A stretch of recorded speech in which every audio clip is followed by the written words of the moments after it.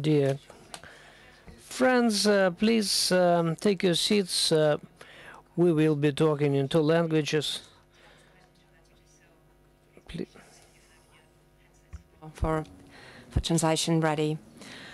And good. I'm Angelina Davidova. I'm a journalist, and I write continuously about architecture, environmental policy, and last year in December in Paris, I witnessed the new global signing a new global climate agreement to replacing Kyoto Protocol, and I saw how many initiatives are there coming from countries and regions and cities and the private sector, and we will be talking about low carbon energy efficient technologies used in megacities and what kind of projects are currently implemented, and we will be talking about it for the 45 minutes, and we will be talking about clean technologies working and megalopolises, and we have just a very tight schedule, and a lot of people want to speak. Therefore, I will be very strict in watching the time remaining for each speaker. Please try to be on time. And Gerard Mestralet will be the first to speak. He is the head of the board of directors of NG. Mr. Mestralet not only is head of the board, but he is the head of B20, which is the business community which prepares this business agenda for G20. He is also head of business dialogue, which took place in the Paris Climate Conference, where more than 40 heads of directors of leading companies and 40 ministers of which work in this area try to shape the policy in this area for the coming years. And I'm very pleased to be here and to have been invited. You are right. We are in the era of energy transition, and COP21, the Paris Agreement, has played a very important role to accelerate the awareness of the necessity to change our energy system. We are an energy company, and our role, which used to be to supply with gas power, we are the third largest power producer in the world and the most important natural gas importer in Europe. Now our role is changing. We have on top of that to become the partner of our clients, industry, individuals, cities in this transformation. And clearly cities are at the heart of the energy transition. 75% of the energy in the world is consumed in cities, and 80% of the CO2 is emitted in cities.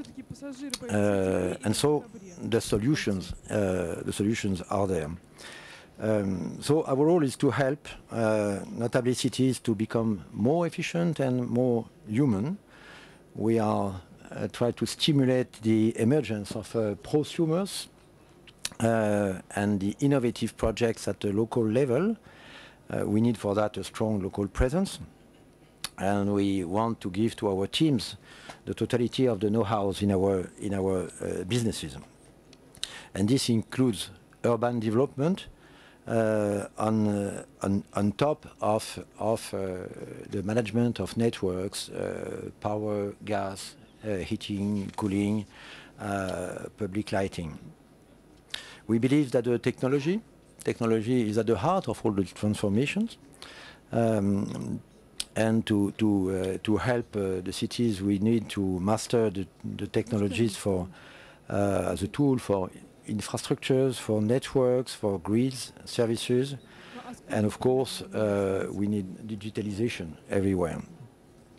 Our specific role is to try to integrate solutions where territories include cities, but also airports, industrial areas, railway stations, campus, universities, military bases, and ports. And the goal is to meet transversal customers' needs with vertical solutions. And we are trying to develop very concrete marketing strategies for the big cities in the world. And I would like to give simply one example. If you can look on the screen, one example of a tool that we have created. It's an illustration of the clean technologies that we are using, and based on offerings and based on partnerships. Thanks to technologies, we are now able to have a systemic approach of cities, and this I will present a 3D simulator which has been developed for real cities, and the first example is the city of Mulhouse in France, medium-sized cities in Alsace, and the objective is to enhance the urban living. We can start.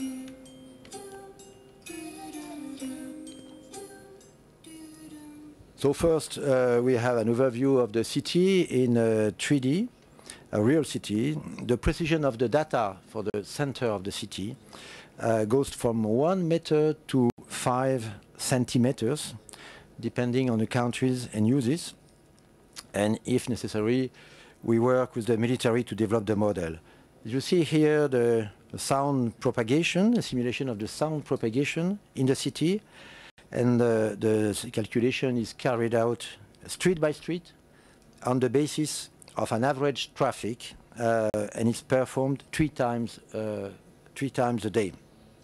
And this is a real question in Moscow, for example, the noise, because of the urban highways.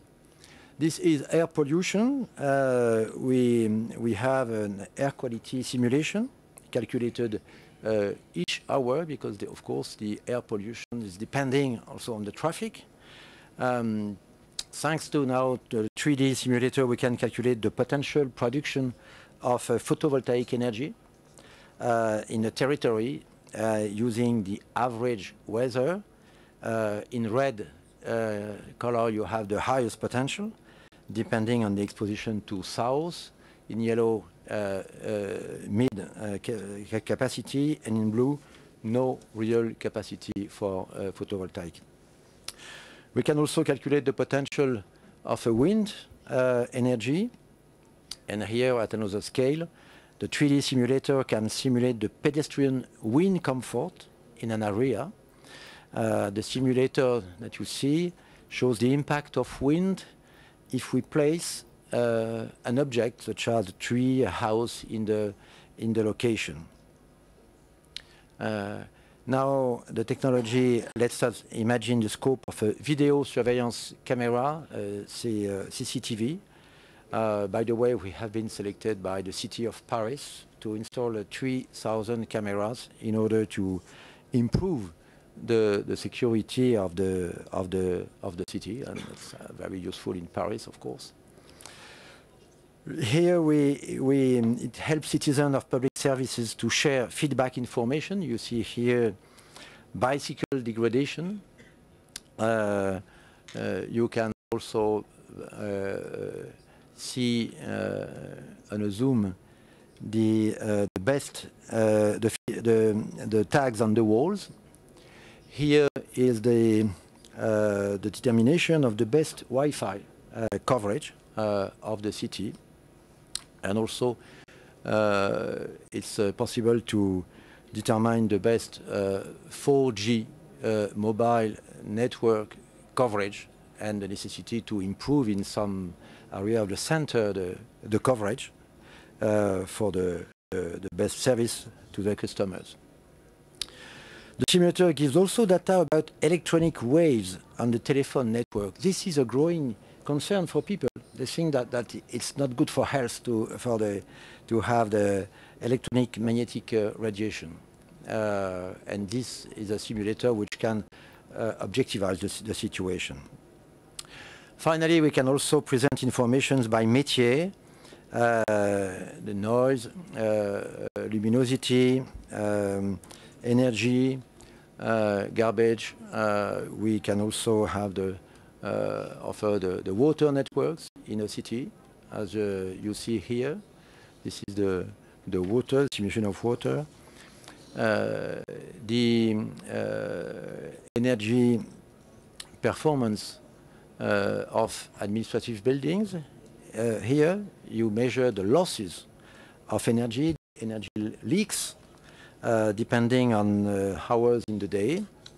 And finally, it uses building laser data to gather a certain amount of information. Here you have the advertising surfaces in the streets. In France, it's a tax base, so it's useful for municipalities.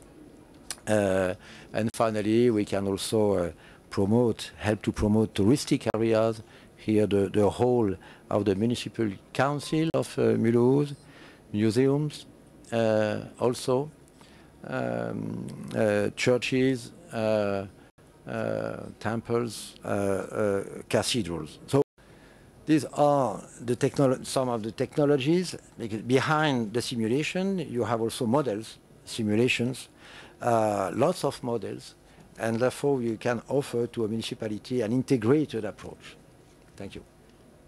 Спасибо большое, господин Мистрале. Mr. Mistrale, that was very exciting. Thank you very much for a very interesting presentation, which covers a range of issues and points of growth for the cities. And we see the distribution of energy and water distribution and transportation components are all included. And these are all sectors where new clean technologies can be applied. Thanks a lot for showing this and for this visuality. It was a French experience. Now we are coming to a Russian situation, and I give the floor to Andrei Chibis, Deputy Head of the Constructions and Urban Development in the Russian Federation. He'll speak about new environmental standards and limitations we have in this field.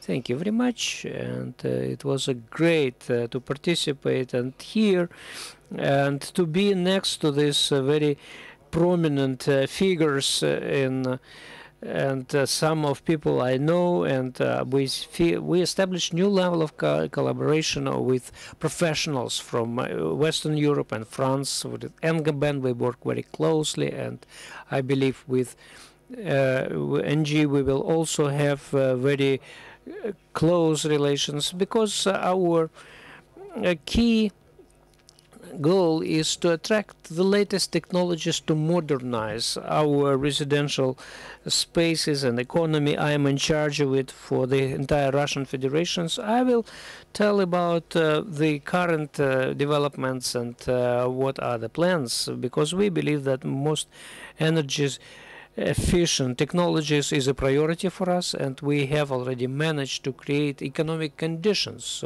to make it conducive to improve the energy efficiency. And that was the first point, which is a global for us. It's utilities, water, electricity, and heat supply.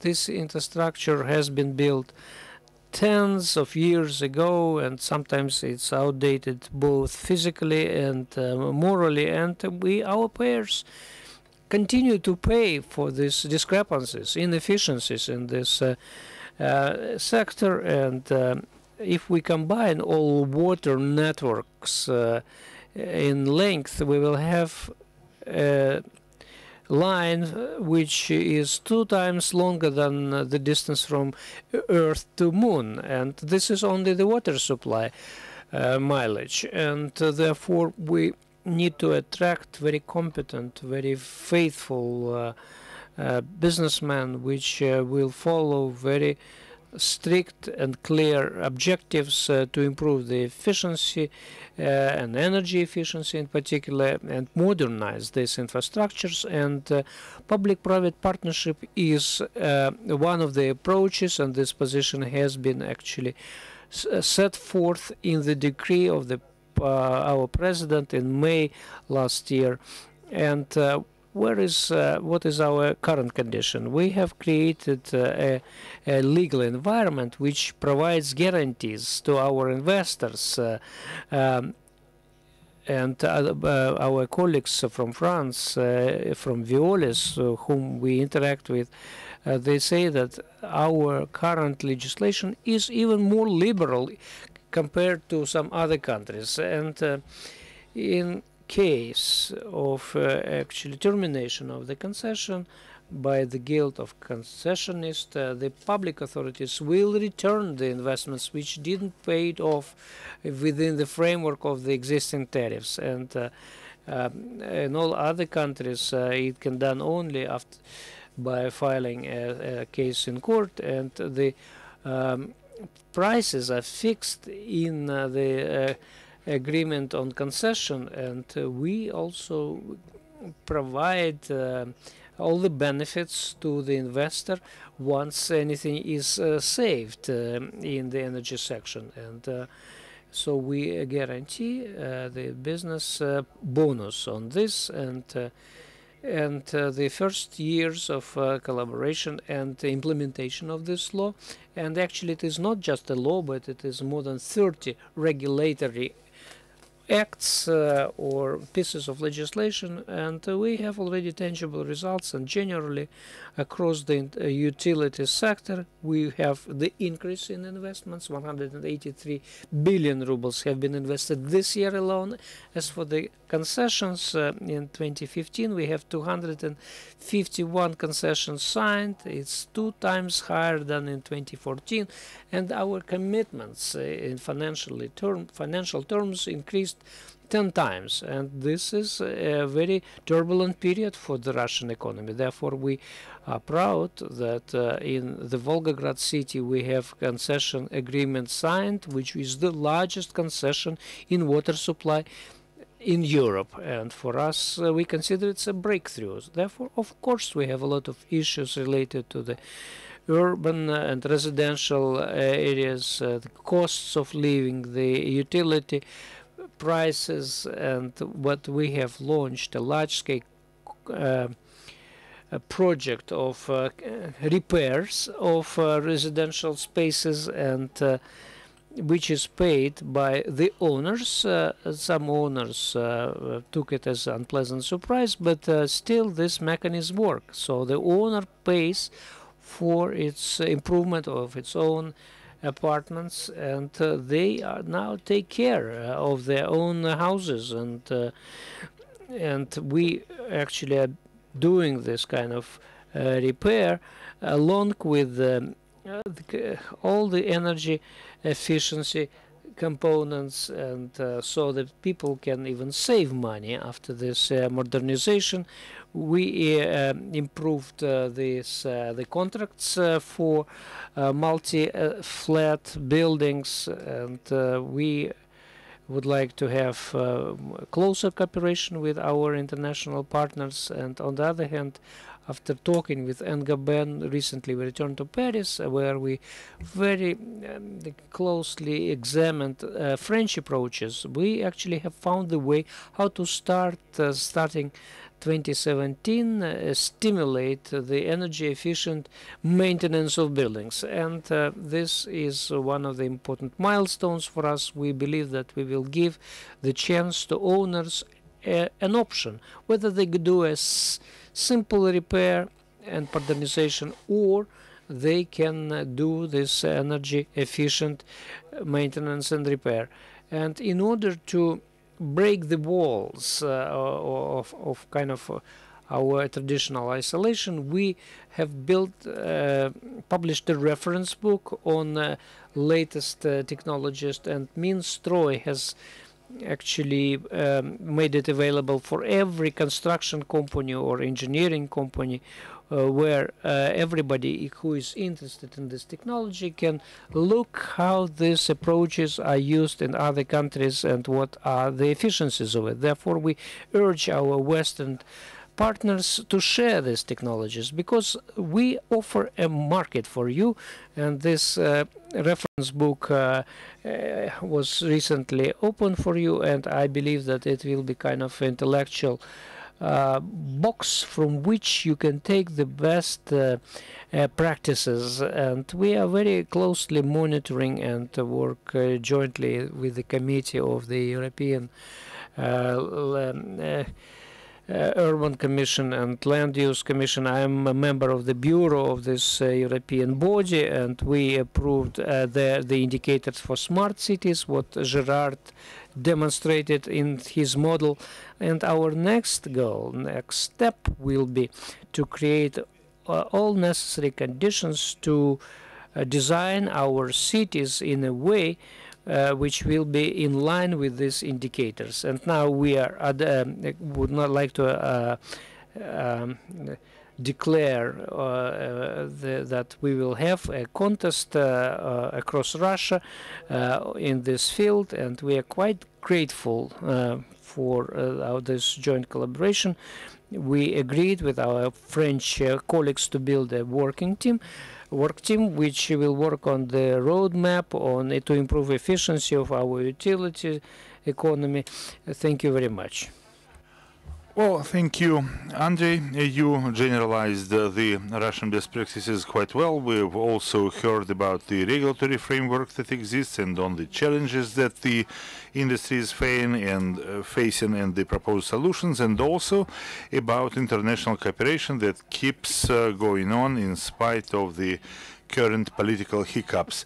I think it's really important, and especially for the purposes of our roundtable discussions. And now we're going to go back to France and discuss cooperation between France and cooperation. I'd like to present Mr. Dupuy, who is the president of the Association of Eurasian Organization Forum. Mr. Dupuy will tell us about new environmentally friendly and energy efficient construction technology. Saint-Gobain has been working in Russia for a long time, but the cooperation in this area in construction and energy efficiency is rather active, so we'll look forward to your presentation. You have the floor. Invitation. It's also an honor and a pleasure to be with you today. Really, when we think about smart cities, and if we come back to technologies, I'd like to broaden the debate a bit. A smart city would be, I think, defined by a city that is both efficient and comfortable. You said efficient, and you had another word, human. Voilà, human. And so I recognize very much the definition that we use. Within this, we know that buildings account for 40% of the CO2 footprint, and with this in mind, I would wonder whether in Russia we are as smart as we think we would want. And clearly, if we look at the stock of buildings today, 50% of the buildings were built before 1970. This alone gives us an indication of the relative level of performance that we have, but thank God, the good news, we are building between 600,000 and 900,000 units every year here in Russia, and there is a tremendous amount of activity in renovation. So the stock of buildings, of housing units that we have in Russia is not static. It's moving and it's improving thanks to new constructions and renovation. The real question then is, how do we use this opportunity of new buildings and renovation to make it smarter, okay? And honestly, when we look at the value chain, there are three main steps in construction. The first one is about design, the second one is about building, and the last one is using. But whenever we speak with designers, those who really change the market, those who have a huge leverage because of their scale, are generally interested in cost effectiveness more than performance. So the regular conversation I get with those players is typically, look, Erwin, we'll make it just above the regulation. So anything much more above the regulation is hard to sell. With this in mind, we have to wonder how do we improve the level of renovation and new constructions. It's not going to be with the simple, will of the designers. So I think here the great plans that we're able to draft, in fact, have a limited impact. It will happen through two levers. One is regulation, and I thank you for addressing it like this. I think with the regulator and this open spirit, I'm hopeful that regulation will be serving the general interest of the country. But the other one is also the end-user pool. What I mean by end-user pool is referring to two main players who are the diffuse players of our country. I'm talking about Boris the Builder. Boris the Builder is the little craftsman of which we have thousands in Russia. If Boris the Builder is not educated about the proper solutions that he should implement when he comes into your apartment, when he comes to your dacha, then I am not very hopeful that we will implement constructive decision in the day-to-day purchasing decisions that really change and shape the construction in Russia. The other population, other than Boris the Builder, is, I'd call them Sergei and Natalia, the average user. They're between 30 and 50, they've just bought an apartment for 10 million ruble, they've got their new 70 square meter. How do they implement a renovation plan? They have no idea. How do we inspire them with a project that makes sense to be energy efficient and comfortable? How do we help them find a craftsman so that they don't work with somebody who's just fallen off a container and has no clue how to build a house? How do we help them find the proper material? How do we navigate them through the guidebook of solutions? Those are all critical questions where I think it's not so much about new technologies as it is about new routes to market, new ways to reach out to the diffuse market. Because in each and every diffuse decision that happens in the hand of Boris the Builder or Sergei and Natalia as end users, we hold the key to really improve new and renovation constructions. Voilà. So, in a nutshell, I also would like to stress that Saint-Gobain is organizing a startup competition. We're calling upon all the entrepreneurs in Russia and CIS who are active in changing the landscape around Sergei and Natalia on the one hand, and their journey as end-user renovators, but also Boris the Builder and the craftsman. How do we educate them? So, if you know of entrepreneurs, and we had this good discussion in Skolkovo, if you know of entrepreneurs who are active there, I would be happy to see them as applicants in our competition and to accelerate that project. I really think there's here a very good energy that we must unlock, and that will be a nice complement to the regulation. Thank you. Спасибо большое, господин Дюпи. Thank you very much, Mr. Dupuy. It was indeed a very bright and a very cheerful examples of Boris the Builder and Sergei and Natalia as the owners. I think they will be what will remain in our minds. I think that a comic strip would be in order about the adventures of Boris the Builder, Sergei and Natalia. We should think about this. But now let's go to Stuttgart. And Nadir Abdul Samed flew in from there yesterday. He is working in the area of energy efficiency, and he focuses on the local solutions for renewable energy in cities and megalopolises. And he'll tell us, among other things, about local solutions in the area of clean technologies, low carbon technologies, and how these solutions affect the global process. Nadir, you have the floor.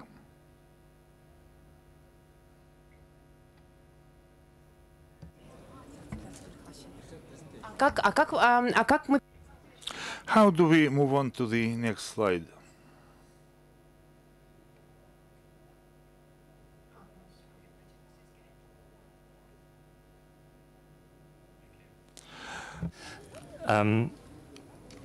Well, I guess I represent kind of more the design dimension here on the table, and I would like to decelerate the discussion a bit on technologies. Because I think in order to able to be employ technologies, we have to ask ourselves, what are we trying to really achieve with those technologies? And if we look at different scales of construction projects, okay, here we go. So whether it's a small dwelling, 6 square meters, a totally self-sufficient house, energy neutral, or a commercial building. In Canada, probably the most energy efficient commercial building or high-rise in the US, or in North America with a solar chimney integrated for natural ventilation and so forth. Whether it's an urban development. Sorry, that's technology. I tell you, I should pass that. here we go. Place de la République. I see we have a lot of French representation here. Or Mazda City, carbon neutral development in Abu Dhabi. As different as they are in terms of scales, as different the climates are, what they all have in common really is the human notion, which you've already mentioned, which is about comfort. So, you know, a little bit ironically, I was just representing this here in that image on the right, that we seek comfort. There are some fundamental human aspirations that we have, and no matter on what scale, small building up to a big city. And, you know, in order to employ technologies, we really ask ourselves, what is it that people really need? They don't need an air conditioner, they don't need a radiator. What they want is feeling comfortable. So we try to reduce it at Transolar to the basic fundamental principles of what makes us feel comfortable. So that's, you know, the wind, of course, air temperatures, but maybe also humidity, maybe exposure to the sun, and materials as well, such as the night sky. And actually the sky can be seen as a material, you know. And then there's some rocket science. You know, you already showed it a little bit. To what extent data can be used in order to quantify the ultimate goal of comfort. So technology can also be a very, very important process of the design process, part of the design process. Another example, France, as if I knew that you were here. I'd like to talk about this also in the context of Place de la République, Haussmann Street. You know, a lot of concrete, wide street canyons absorb a lot of solar radiation. In 2003, we all know there was like a heat wave throughout Europe that extended even to Russia, you know, causing a lot of death due to urban heat island effects. That was mostly due to the fact that, you know, the city could not ventilate at night and get rid of that heat. So it was a night phenomenon, really. So, you know, in Place de la République, this was approached by thinking about materials, really.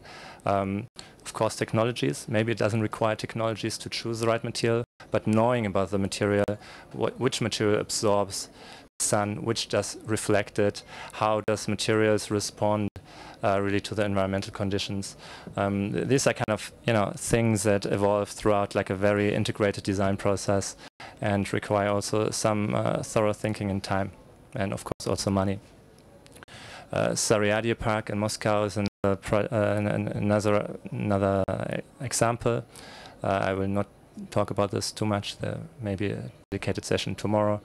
You know, you already mentioned wind. Understanding winds throughout cities is very difficult to predict, if not impossible. You know, people try anyway. And of course, also the sun. We spoke about, or we heard about Mazda City, a project that we have been involved in with Foster's. Trying to understand really the city grid requires a lot of technological prediction of how a city can interact really with the sun and also the winds and ventilate. And only if, you know, these kind of passive measures aimed at the very fundamental human condition, which is thermal comfort, have been kind of thought through, we can start talking about technologies to, you know, cover the remaining necessities of humans, which is, you know, wind, solar, geothermal. We have many projects, even in China we have implemented for the first time geothermal fields in order to heat buildings. Another aspect, you know, we could also talk about acoustics probably. Visual, let's say, performance of a space is a driver for urban design. Here an example for an overpass in Hamburg that appears fairly dark, 2000 lux. This is probably something we have here on the table, so actually quite bright, but the contrast itself needs to be understood in order to predict how people will actually use that space. So, you know, simple design solutions could help you know, creating a new potential here for spaces that may or may not unlock billions of investments, such as it happened, for instance, in the High Line in New York. The questions of big data here, a campus of an Ivy League university in the US, very difficult to categorize buildings. You know, this it could be a lab building, it could be residential, it could be administrative, it could be academic. Gathering data, big data, that's fine, but how do you turn this into a design solution and into improvement? So this is really the challenge that we are facing using technology. So we found that, all design measures, it will be 1 million probably, we collected them, could probably be reduced into behavior, human behavior. So, that requires new interactions with new agents.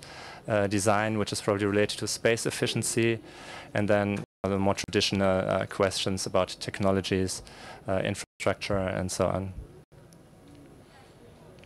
Thank you. Спасибо большое, Надир Абдисамет. Thank you, Mr. Nadir Abdussamer. You also covered a lot of ground, touched upon a lot of topics. We don't have a lot of time. It was a hard job to present them in such a short time, but you succeeded. So once our participants have further questions, they may approach you outside of this session, and you can continue your discussions. But thank you very much again. We are now back to Russia. We are in Moscow. I'd like to give the floor to Nikolai. He comes from Skolkovo, and he's going to discuss about energy efficient and clean technologies and the prospects for a transition to privately owned or personal energy. So it's indeed a very pleasant discussion. I'm pleased to be among professionals. I was asked to tell you about a new technology in the energy sector. I will be brief, and I'll try to turn our discussion toward Russian reality, because what we do in Skolkovo in terms of promoting startups, we can easily see which technologies are going to be in demand, we will be used, and others will not. So what technologies can be used for the communal sector, for the residential sector in Moscow? So if we speak about energy efficiency, a number of technologies have already been mentioned that describe and characterize a smart city. If we speak about energy supply, we can state that, of course, in large cities, there will be less demand for new technologies in big cities as compared to smaller settlements. But for megalopolises, what will be in demand will be photovoltaics, heat collectors on the roofs, biofuel in some cases. But in smaller settlements, these will be supplemented with wind technologies, with other sources of renewable energy. So if we speak about where the technology is going, where the technology is headed, and what our expectations are for cities in terms of their demand for clean energy, if we look at the last 5 or 6 years, and this number is well known, the reduction in the cost of alternative energy has been quite dramatic. And for wind energy, the reduction was by 60 or 70%. Photovoltaics have become cheaper by 70 to 80%, and similar dynamics are expected in the near future. Of course, this will generate a new demand.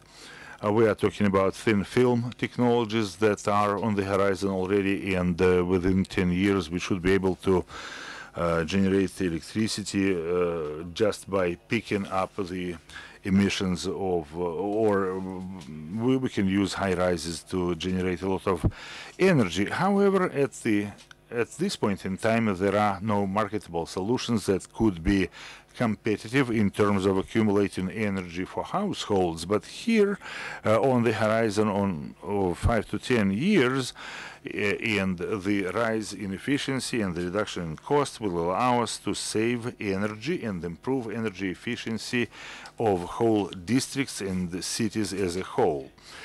If we get back now to the reality that we have here in Russia and speak briefly about which technologies we think will be in greatest demand and which of them have the greatest market potential, it's great that demand is generated by the residential sector. clearly upgrades and upgrading the existing buildings and new construction projects. Of course, this is important, and it looks like we are a little, quite a bit late in terms of the urban environment. And what we see here is that the potential is the greatest in terms of reducing energy consumption by managing energy consumption. Usually people think in terms of meters, but smart systems are not only about meters. It's a management system that can pay back much faster and require far less investment than upgrading of whole buildings. It's easier to upgrade heat supply grids than the building as a whole. So the entrance barrier is much lower. The bar is lower because the expenses involved are lower. So I'd like to continue the topic touched upon by Erwan and speak about psychology. And I think that the topic of psychology in this area is quite important. We shouldn't just mimic the Soviet experience of beating up propaganda, calling on people to save energy. We need to pick low-hanging fruits first of all, and technologies are already available for doing this, and they will be further developed by both startups and existing businesses. Managing energy consumption. Most people adjust the temperature in their rooms by just opening their windows or cracking them open. We have a collaboration project with Stanford, and they have a whole department that addresses the behavioral patterns in energy saving and energy consumption, and I think that this part of the work is the most significant in terms of its impact. Speaking about pilot projects that are needed to implement these things, what we are discussing now with my colleagues from the Moscow city government, I think that the Moscow city government is one of the best sites in social buildings such as schools and orphanages. We can kill two birds, so to speak, with one stone. We can institute regulations that will support our energy saving efforts, and we can also try to inculcate new approaches, and my colleagues from Stanford attach a lot of importance to this, to changing the attitudes of their students and see how the behavior of their families is changing. Here I would suggest that in terms of what we can do, what practical steps we can take, my suggestion for the participants in this session is that we are involved in certain projects, but we shouldn't start building a new school from scratch. I think the bulk of the problem is with the existing schools and the kindergartens. I think we can take 10 or 20 of them, put together teams, engage various companies, vendors, and see which technologies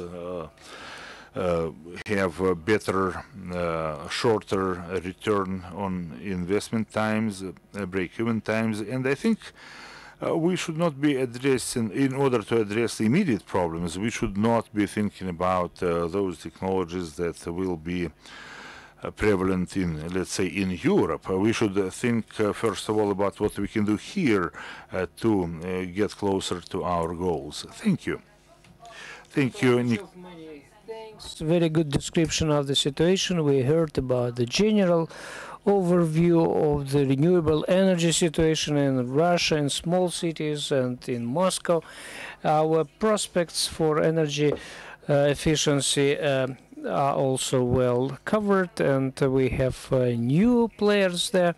And quite interesting that you came very specific proposal, which I hope can be with the participants of today's speakers will have a chance to develop. And now I give the floor to Vladimir Sidorovich. He is the Director General of the Institute of Energy Efficiency in Construction, and he is the author of the book How This Energy Efficiency Will Change the World, and he'll speak about energy efficiency building as a key factor in the megacity and what kind of trends are there. Angelina, many thanks. A lot of wise people have gathered, but we have very few time left for everybody. Therefore, apologize for interpreters. In Moscow, we have a lot of construction, and Moscow is being actually surrounded by this concrete ring of buildings, and we sometimes tend to forget that 1 square meter of residential space is hundreds of kilowatt hours for heating, and in order to generate this heat we need to burn fuel, and it's simple math, but 1 square meter is hundreds of kilograms of CO2 emissions a year. And thanks God, we have quite good energy generation, and we would like to thank our predecessors, but this generation structure is still worsening because we have a lot of individual boilers and generation units, and the use of the efficiency of the fuel consumption is not that efficient, and we have also increased traffic, and therefore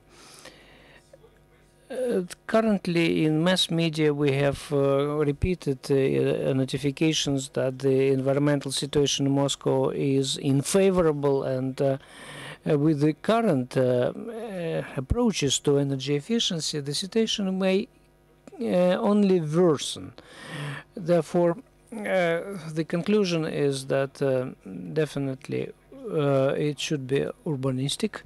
For Moscow, I would prohibit the growth of those square footage per square mile, and we have exceeded all records, including Asian records, while we have virtually empty regions around us. And to break this vicious circle, we can radically change the energy efficiency policy, and in the world we have tremendous experience gained in having this continuous heat counter and this heat circulation in the city, and because most of the heat is actually escapes through the buildings through openings and other heat channels, and the rest, like optimization of elimination, like it was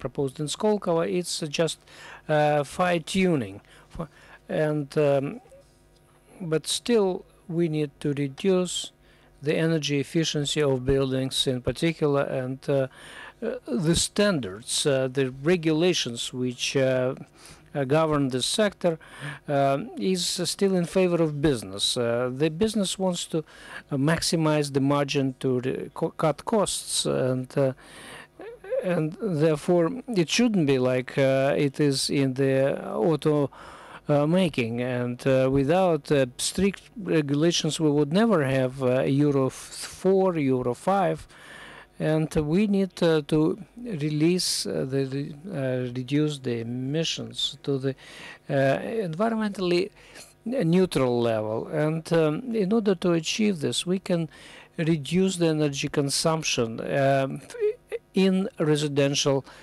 buildings, and the energy clean technologies of megalopolises is connected with the renewable energy, and I would disagree with Nikolai.